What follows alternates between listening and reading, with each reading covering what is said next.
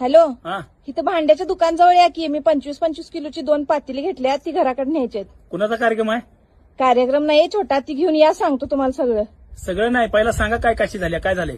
काय झालेलं नाही, ती पलीकडची कुत्री हो. हा ती सकाळी मी गेलतो जरा टीव्ही आमच्यात लागना म्हणून तिच्यात बघायला गेलतो. हा तर घरात सगळा वास सुटला होता. मग मी जरा बाहेर टीव्ही बघत बसलो आणि आपण हानीत बसल्यास चिकन 65 केली ती.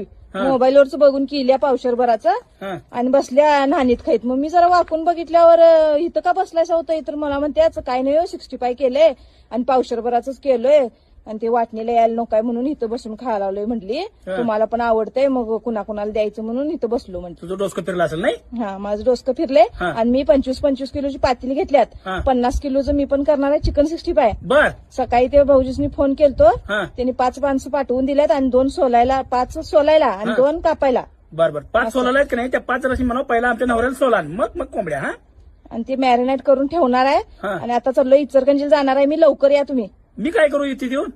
अहो ती पातेली घेऊन जावा, ते अजून माणूस येणार आहे लाकडं वतायला दारात. बर मी इचलकरंजीला जाऊन मसाला घेऊन येतो.